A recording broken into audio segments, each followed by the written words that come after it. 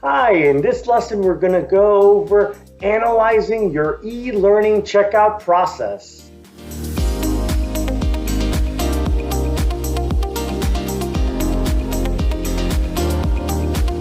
Hi, I'm Angel from RT Course Experts, and we help creative online course teachers with their tech.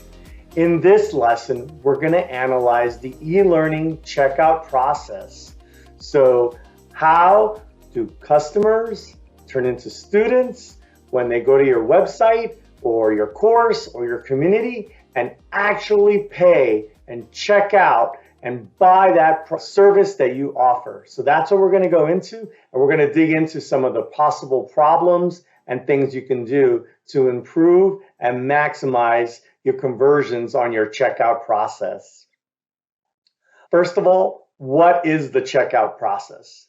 So this is the purchasing steps when your prospects, who aren't your customers yet, but they will become your customers when they're ready to buy your products and services, and they go through these set of screens to pay and receive the access for the products and services that they bought. And that's when they become your students and your clients. So those few screens where they actually pay, that's the checkout process. That's what we're going to dig into today. First of all, let's go over their shopping and they become interested, right? They're looking at your features. They're seeing some of the pain points that you talked about, some of the challenges that your students are going through. They're reading on your sales page about the transformation, about what they're going to become, what capabilities they're going to get, or how in a year from now they might have a new job or new skills. So they're reading all of this on your landing page. They're very interested. They're seeing pictures of what your community looks like, or they might be seeing free previews of some of your lessons in the curriculum. So they're trying you out. And they might also have a couple of tabs open, right? So they're looking at some other Google searches or some competitors, and they're thinking about what their options are. They like you, and they just want to double check what else is out there. The next step is that tipping point where they're starting to read your testimonials, your reviews, your ratings from other prior students. They might be looking at your bonuses that you offer, such as some templates, some swipe files. They might be looking at limited time offers. So there might be some scarcity options that you're using there, that maybe Cyber Monday, Black Friday, or some other big deal that's happening and it's wrapping up in just a few days. So they need to make a decision. And then on top of that, you might have some sweeteners with some sort of discount. And then on that landing page, you might have a guarantee. So they already saw the testimonials, they see the discount, they see it's expiring soon. And then you're telling them, no worry, no risk. There's a guarantee here. If it doesn't work out, just let us know. We'll refund you in some capacity.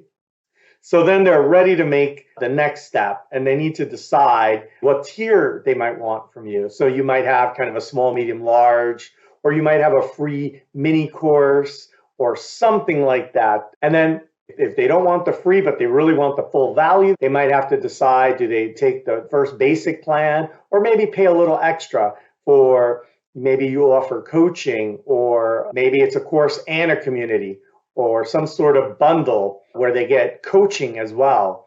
So as a client student, they're about to make a decision on which one they want, and then ultimately they're going to go to your shopping cart. It could be on your website, on your community page, on your course, or your various technology components and integration. If they make it to the cart, they're ready to buy. This is where hopefully on your browser or your mobile device, it shows the lock icon that it's secure, it's HTTPS. And so it's a secure protocol. They feel good. There's no hackers in case they're buying at an airport or at a Starbucks or something like that. So they want to feel that your website is secure. They might have poked around your website and maybe by accident, they've increased the quantity to 2, but they only really want 1. So that's where on the cart, they can double check that the quantity is 1 item of the thing that they just really wanted. So they'll see that brief description. They'll want to make sure that the cart is working. Again, they could be buying this on a tablet, not necessarily their desktop, or a cell phone. So you want to make sure that your checkout process is mobile friendly. And then for some reason, maybe this is historical, but a lot of e-commerce sellers like to have multiple confirmation steps. Hey, here's the card. Look at the card. Are you sure that it's in the card? Do you want to proceed? And you could probably do that in less steps. So be on the lookout for how you can reduce the steps and the exit ramps off your checkout process, right? So they've chosen something, they verify. At that point, their next step should be just give me your credit card, right? And so when you get to that next screen, that payment screen, you'll want to show them any possible tax, the total, with the discount. And you may offer currency options where they can see that number in a local currency, or you may want to get rid of that and just focus on your main currency, such as US dollars. And then you're going to let them decide how they're going to pay. So you could just take credit cards. You might take some of the new mobile options like Google or Apple Pay. You might take PayPal. Again, as you're adding these options, they might give them more capabilities, but you're also making your checkout process a little bit more complex. So you need to balance what are your payment methods and what's the right amount without distracting the bulk of your prospects.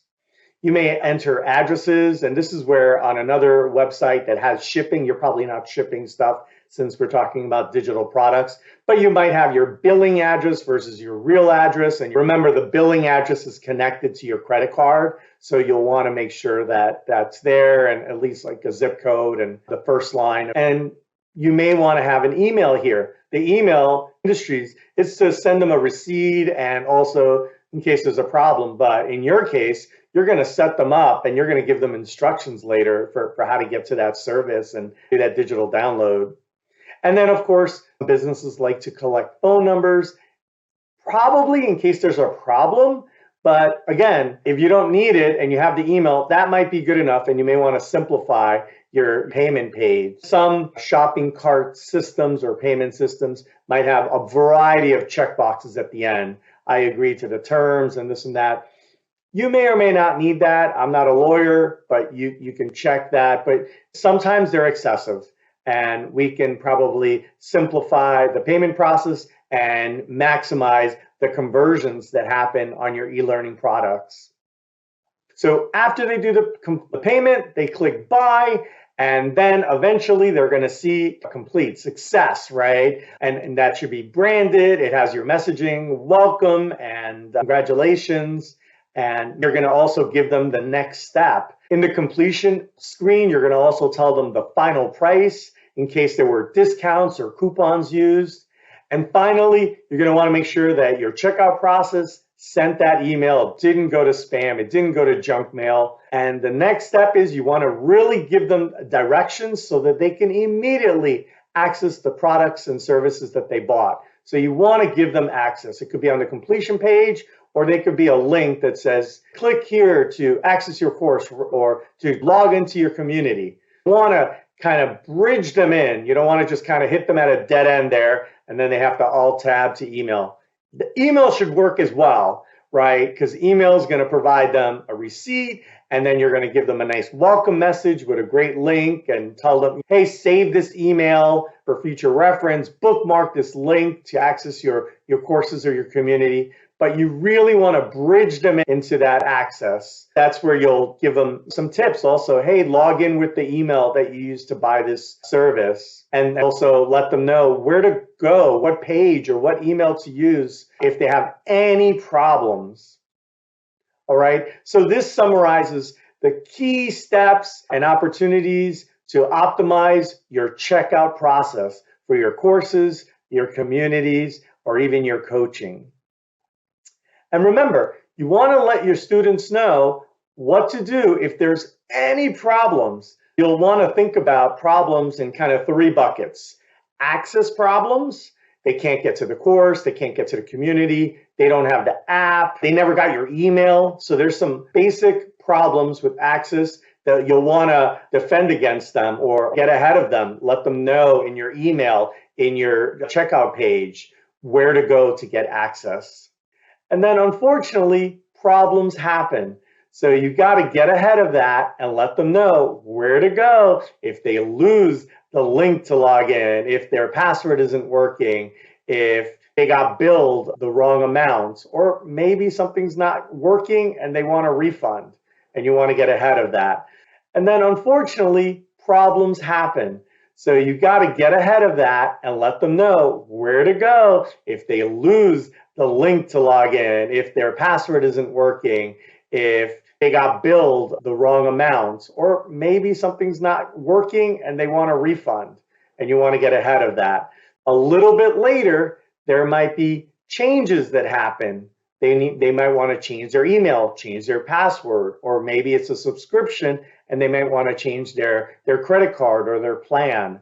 So somewhere in your ecosystem, whether it's email or the checkout or the dashboard and the welcome message, you're going to want to let them know where to go so that they can access their accounts and change anything that they need to. In all these cases, for access, for changes, and for problems, you'll want to let your now students know where they can go to get more information, frequently asked questions, submit a ticket, etc. All right, so now you're a lot smarter on the checkout process. There's more resources in the notes. Please subscribe to get more tips for creative online course teachers. If you need tech help with your courses, your community, your teacher website, visit www.rtcourseexperts.com. Talk to you soon. Bye.